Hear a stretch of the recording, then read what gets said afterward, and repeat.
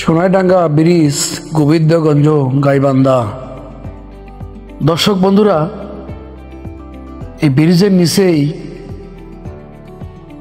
নদীতে অনেক চর পড়ে গেছে, আর এই চরের মধ্যেই কৃষক তার ফসল বুনিয়েছে, যে ফসল তাদের বেঁচে থাকার একমাত্র অবলম্বন।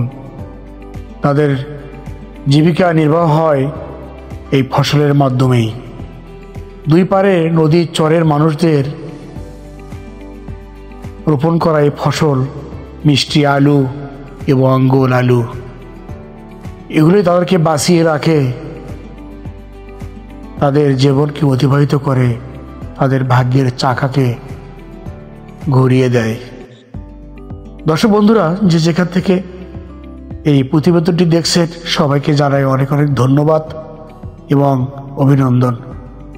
আমার ইউটিউব চ্যানেল থেকে যারা দেখছেন, অবশ্যই চ্যানেলটি সাবস্ক্রাইব করে আমাদের পাশেই থাকবেন পরবর্তী ভিডিওগুলো সবার আগে দেখার জন্য। আর যারা ফেসবুক পেজ থেকে দেখছেন, অবশ্যই পেজটি ফলো করবেন এবং আমাদের পাশে থাকবেন। দর্শক বন্ধুরা, মিষ্টি আলু চরের মধ্যেই ভালো ফলন দেয়।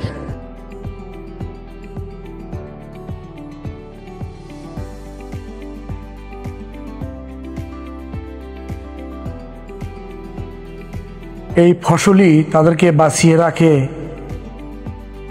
বছরের পর বছর তারা এভাবেই চাষ করে নদীর বুকে। এই নদীর পাড়ে দুকুলের মানুষগুলো